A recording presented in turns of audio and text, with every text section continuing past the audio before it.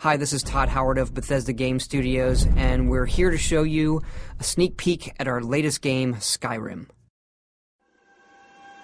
Each time we do a new Elder Scrolls game, we like to start fresh, and Skyrim is no different. Coming off of Oblivion, and then the team did Fallout 3, we had a huge list of things we knew we wanted to do technically with the current generation of hardware and PCs to bring a virtual fantasy world to life. So we've rewritten the render, we've rewritten all the gameplay, the scripting language, the faces, the foliage, and all this comes together in our new engine we call the Creation Engine.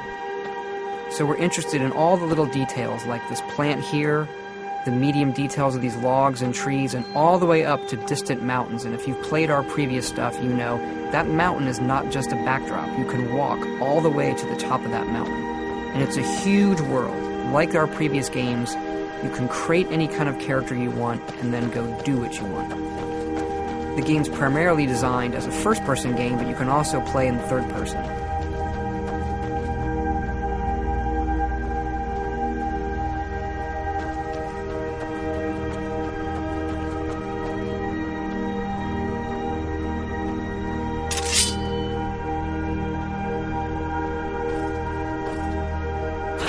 Our big motto for Skyrim is, you are who you play.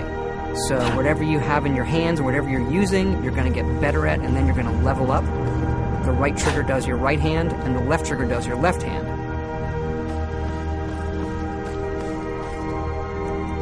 And you could put either a weapon or a spell.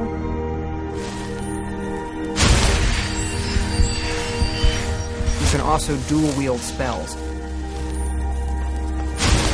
What's really cool here is, if you put the same spell in both hands and pull both triggers, you can get a bigger, more powerful version of that spell.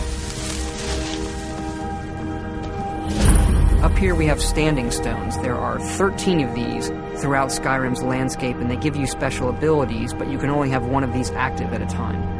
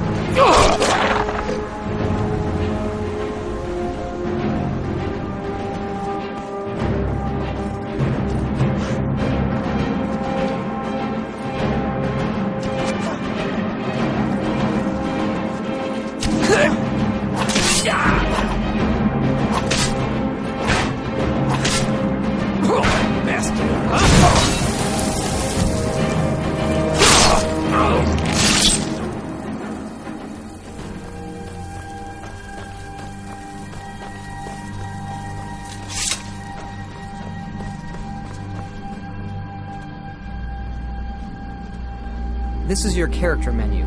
Here you can see all your items, not just what they do stat-wise, but also what they look like. Each of the thousands of objects you can find can be zoomed in, rotated, and looked at in high detail.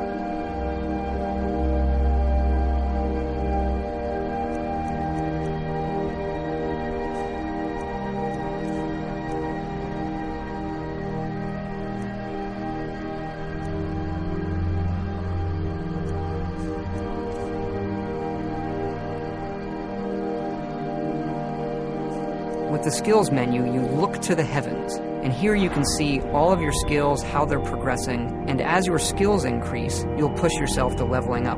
The higher the skill, the more it affects your level progress. And when you level up, you get to pick a perk. Each of these skills has its own perk tree. As you develop your character, it's like the game is drawing this custom constellation for who you are. Lastly, we have the map, and we're just going to pull the camera back here and show you how the level of detail system works in the game. We're just rendering the whole world.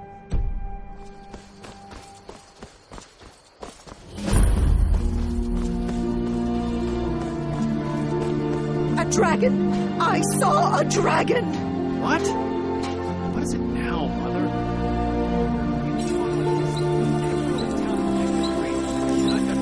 Ain't every day we get visitors in Riverwood.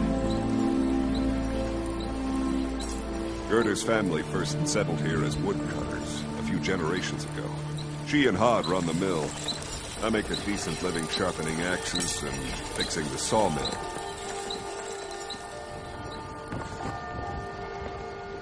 Here for work? Get an axe. And bring me all the wood you can chop.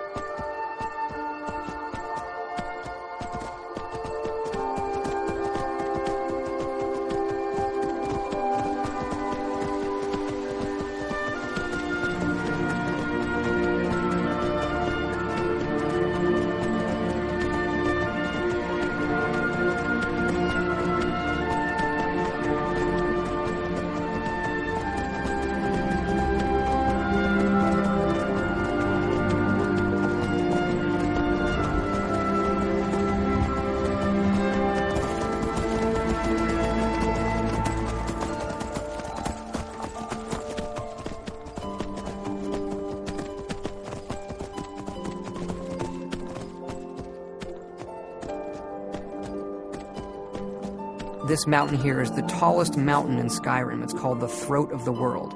It is home to the Greybeards, who are masters of the voice. The voice is the ability to use the language of dragons and form these magical shouts. And this is a power that you will learn throughout Skyrim's main quest.